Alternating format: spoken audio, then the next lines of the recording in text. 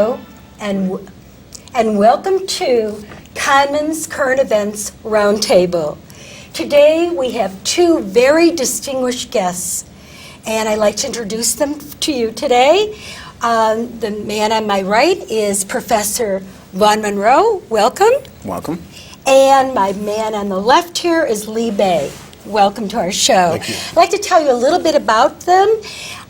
Professor Vaun Monroe is the assistant professor at Columbia College in Chicago. He teaches film studies, screenwriting, and directing, and he's also an award-winning filmmaker and is currently president of the National Association of Black Screenwriters. He now is directing two plays in Chicago, which is Birthright and Trouble in Mind, correct? Yes. And they're very good, by the way. And the other person, Lee Bay, I'll tell you a little bit about Lee, is an African-American writer and architectural critic. He's a journalist and taught architecture and politics, that's a good class I'd like to take, at the University of Illinois at Chicago. And he's currently executive director of the Chicago Central Area Committee. Welcome to this show. Thank you. And what we're going to be talking about is how race is looked at in American films today. And there is one thing I'd like to start with, which I wanted to get your ideas and opinions, and why we shouldn't try to rewrite history. There are those who believe that the black face is so offensive that it should be erased from the cultural record.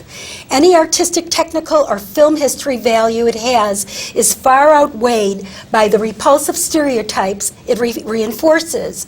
It is said to be an example of history that is best forgotten. However, there is an opposing view on this, and that is that no history is best forgotten. It's foolish and dangerous to censor historical events we're not comfortable remembering.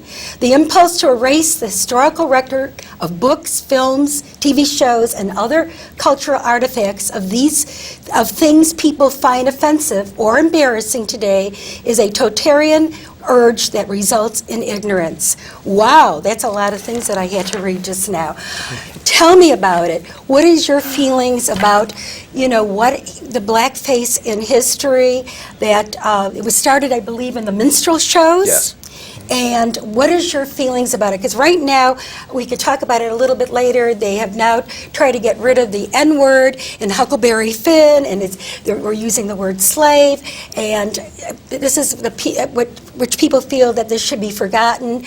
But what do you feel? Do you think that history should be rewritten or should be reminded people what has happened in our industry and in our history?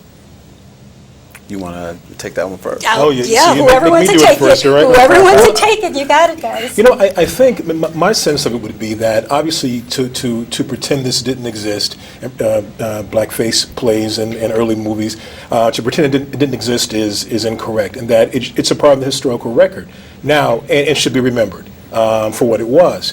Now, do I want to see a play now in blackface? No, I do not, because now there's no need for it. And it is offensive. But like the removing the N-word from Huckleberry Finn, the blackface speaks to a time and a context that I think needs to be remembered. Why did they do blackface? What was the reason? Why couldn't they have African American actors? If you're going to be doing a play on African Americans, why couldn't the African American take place? Why did they have to have a white man? Are we talking about at the advent of the minstrel shows, or are we talking about now? We're talking about, we could talk about the beginning, the minstrel shows. Why did they have to use, why did they have to, they use, shoe polish or cork or whatever they use, grease. Why did they do that? Why didn't they just get African American actors and, Well, initially the minstrel shows themselves were performed by slaves. What happened was there was, I don't know who the first slave master was who figured this out, but he said, I will allow some of the slaves to put on shows for like a source of entertainment, and that way they could keep control over the plantation by making sure that that everything was available on the plantation. But then it got so that some of the slaves were so skilled at it that they were allowed to travel around. and they would send them out, and they could still, again, it's about the bottom line, which is money. But some of the slaves begin to use the minstrel shows to pass messages around to other plantations, and so they decided that we're going to stop that, and we're going to stop that by having white actors do these shows. And so that's when they begin to use the blackface, so they could still, they knew that the minstrel show itself was popular and had economic possibilities, and so they wanted to control it more, and that was the advent of blackface on white actors. Oh, I see. But then later on came like the birth of the nation, and the prominent black roles were played by white actors. There again, I can understand perhaps that, they were afraid they were going to send messages to the other plantation owners, but now when it comes to birth of a nation, why was the prominent roles played the black roles, the black roles? I'm not talking about the white roles. Right. The black roles Right. were played by white actors. Now, Well, because it was felt at that time that black actors were not intelligent enough and skilled enough to play themselves.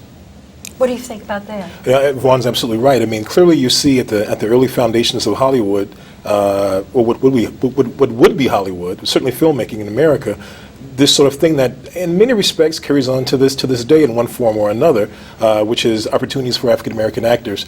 So even at the outset, with this landmark piece of cinema,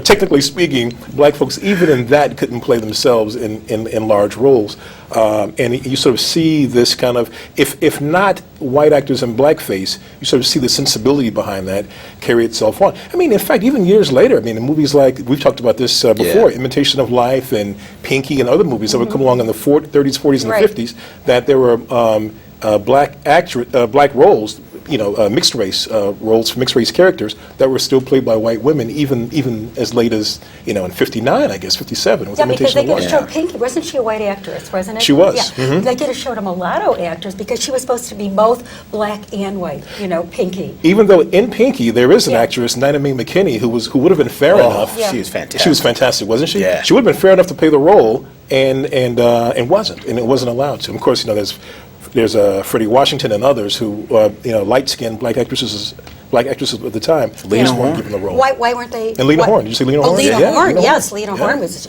beautiful. And she was very talented. I mean, she could have played a role like that very easily.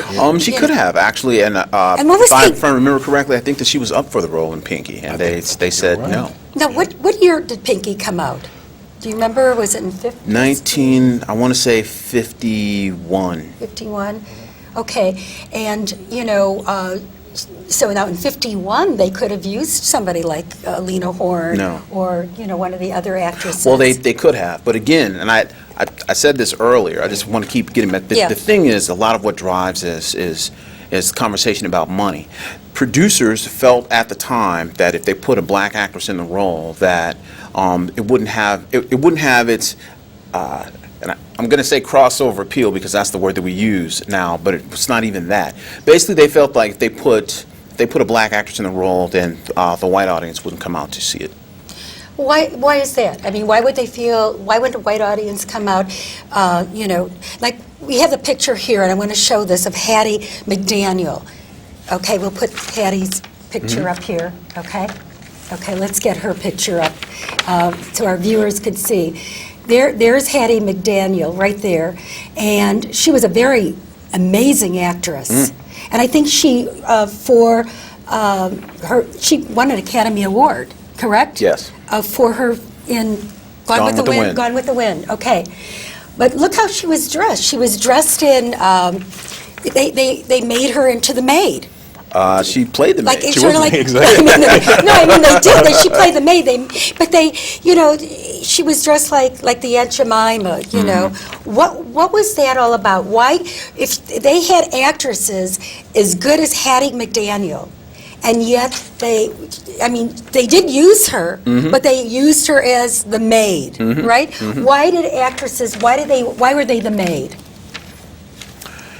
Well, there's two parts to that. That's the role as it was written. Basically, she was the role was for a maid, and so she played a maid. Okay. There's some there's some other things that go with that. In this picture, you may notice, and it's one thing Yeah. that was always very interesting about Do you wanna Hattie, show- Hattie okay. McDaniel. We'll put her back on there again? You can. Okay. About Hattie McDaniel in particular.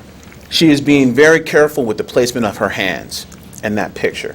And that is because if you look closely, if you look carefully at her hands, you can see that her nails are really polished and manicured. They are not the hands of a maid. And so for her, that was the joke in there. She's like, I think she said, I'd rather get rich playing a maid than be a maid. Being one, right? I see. So that was how the African Americans or the blacks, I call it blacks or African Americans? Either one is fine with me. Okay. I use and black. That's how they were portrayed. And in this picture here, there's too many of even Billy Thomas. Look at Billy Thomas. This was in Our Gang, right? Mm-hmm. Okay.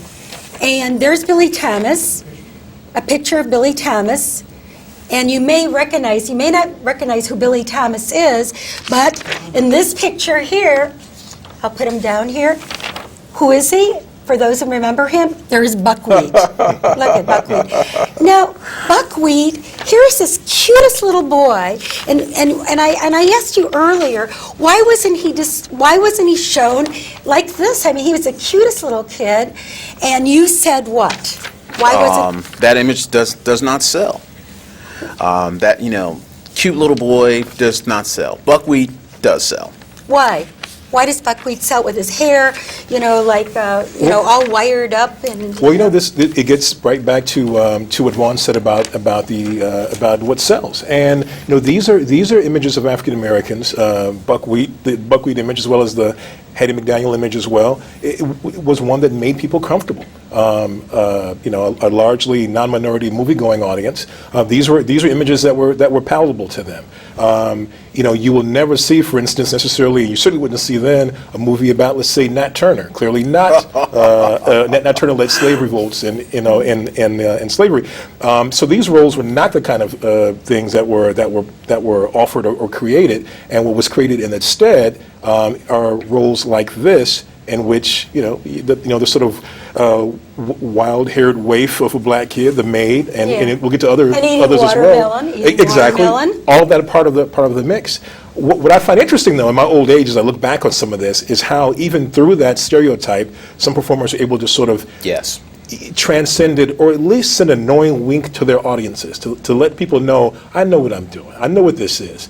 And be able to put some humanity and character in these roles. I think Hattie McDaniel, who goes on after this to have a long career, after Gone with the Wind, of playing almost the same character, but as the time goes on, her character almost becomes the wisecracking, sort of best friend. Clearly in a maid role, clearly in the sort of a role to the white person she's serving, but she was able, as time went on, to sort of infuse these roles with something else. Compare that to Butterfly McQueen, who was also in Going with the Wind. She gets the line that's famous when she says, "I don't know nothing about birthing no babies, Miss Scarlet," something like that.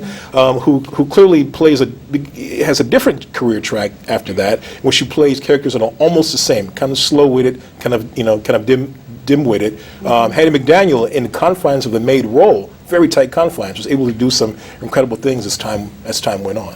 But they still and she evolved that some as well too. Part of that thing about being simply the mammy too, and to evolve that into the best friend, created a whole nother genre where a black woman, and it's usually a black woman. Sometimes these happens in buddy films as well. But usually it was a black woman who plays the best friend, and that opened up all these other roles for actresses who came after. One of them was Pearl Bailey.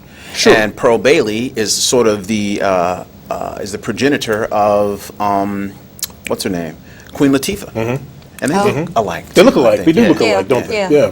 But then there came the role of Step and Fetch It. This was our Step and Fetch It for those who remember Step and Fetch It, and we're talking about the black woman. Here's the black man and how he's portrayed. First of all, he makes a lot of money. He did very well for himself, but he was always known as portraying the laziest human being in the world. And I think that black men got in their culture.